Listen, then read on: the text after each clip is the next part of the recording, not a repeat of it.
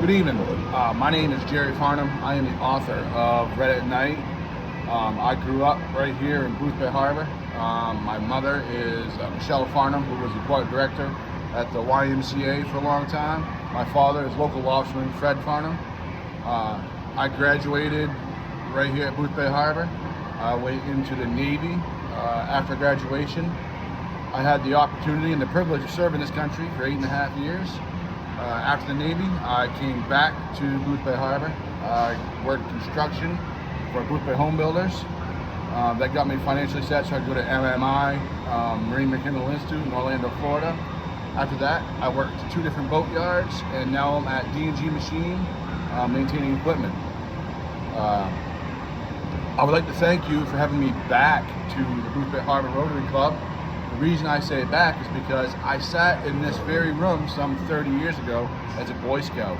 I sat across from my uncle, David Duggan, who some of you may remember. I want to start off this discussion with a quote, Man in the Arena by Theodore Roosevelt. It's in the acknowledgements of my book. I believe it applies here. Among you Rotary members, you obviously are not cold and timid souls. It is not the critic who counts, not the man who points out how the strong man stumbles, or where the doer of deeds could have done them better. The credit belongs to the man who is actually in the arena, whose face is marred by dust and sweat and blood, who strives valiantly, who errs, who comes up short again and again, because there is no effort without error and shortcoming, but who does actually strive to do the deeds, who knows great enthusiasms, the great devotions, who spends himself in a worthy cause, who at best knows in the end the triumph of high achievement, and who at worst, if he fails, at least fails while daring greatly, so that his place shall never be with those cold and timid souls who know neither victory or defeat.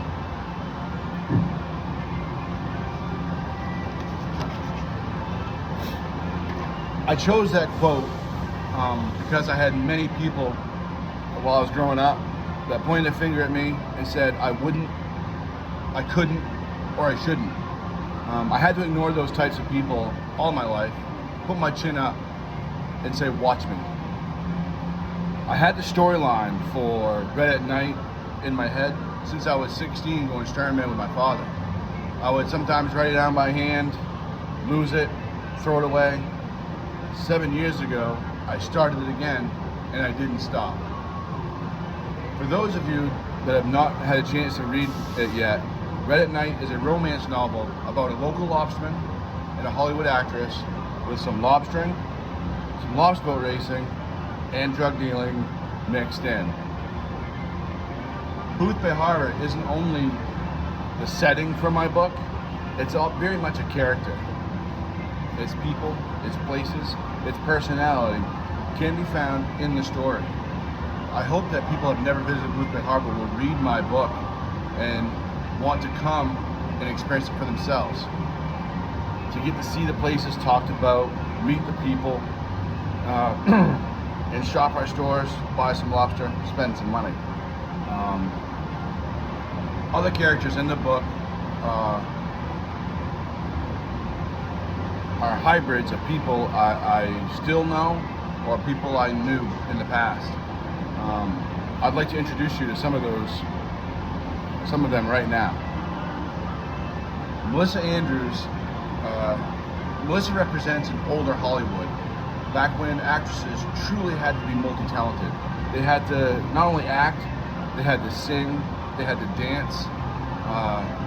She's based on a mix of Julie Andrews and Scarlett Johansson. She's a strong, independent woman, but with the same needs, wants, and flaws any other would have.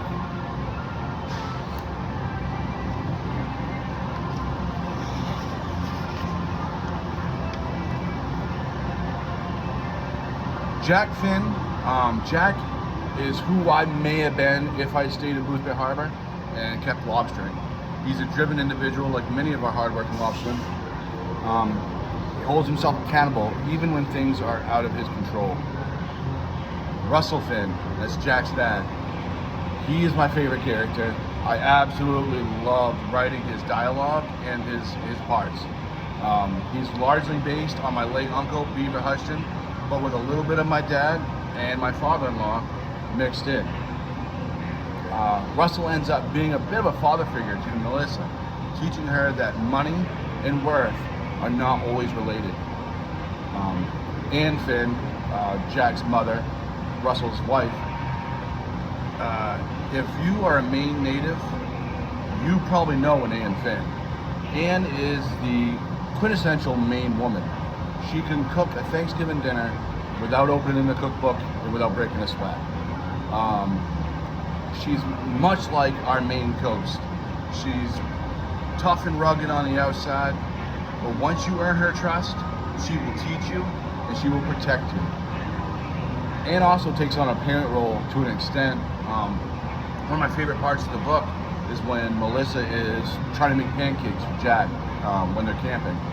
Jack's still asleep. Her first attempt was an epic fail. If anybody that's tried to cook on a campfire can know it can be tricky. She is upset. She feels like a bit of a failure of this small little task. But when she looks and sees the back of the recipe, she sees that Anne had written, "Try again." Now at first she's like, did Anne know I was going to fail? She thinks about it a little longer. She goes, of course she did. Because Anne failed her first time. Jack probably failed her first time, his first time. So this is just a message for her to try again, keep pushing. That's just a few of the characters you'll meet in my book. You guys will see Nick Upham in my book. He's the police chief in my book. Somebody I grew up with, and I'm in my book again as Michael Williams, the more jaded jerk version of me. Along with my wife, is Abigail Williams. My two kids are Elizabeth and Josh in the book. Teenage versions of them now. So that was a challenge to write. I also have Clive Farron, who I grew up, was my shop teacher. He's in my book. He's Russell's best friend. This is just a few of the characters you'll meet in my book. In my book, I tried to bring up values. I wanted to bring back some core values that I think have left society in a little bit. Family, tradition. Russell quoted Uncle Ben on the first Spider-Man movie to Melissa to inspire her. With great power comes great responsibility. For her to take her celebrity momentum and use it for good.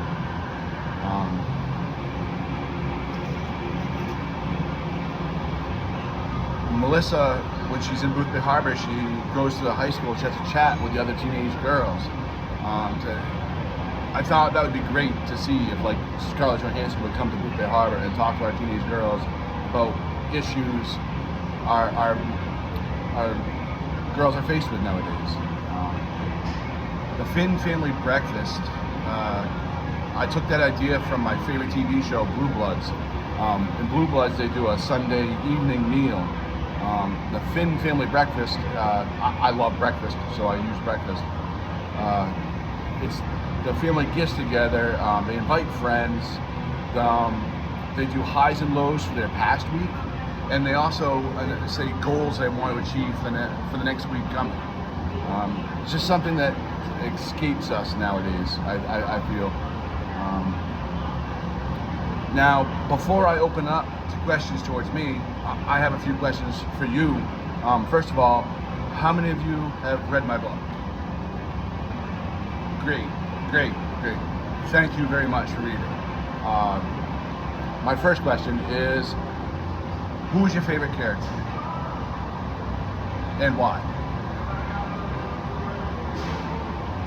Thank you. Yeah, I enjoyed writing him too. You? Yeah, another one of my favorites. Now, those of you that read my book, I have to ask you a question. Did you ever feel sorry for Tommy McIntyre?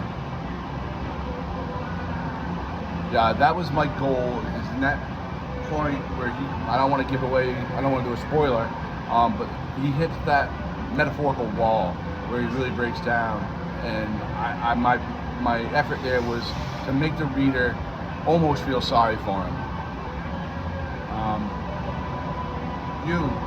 What was your favorite part of the book and why? Thank you. Yeah. And you? Yeah. Thank you. Thank you. Least favorite parts of the book? I have thick skin. Go ahead. All right. Well, thank you. I'm going to open it up for questions now. If you guys have any questions about the book, the process of writing it, about me, let them go. Thank you.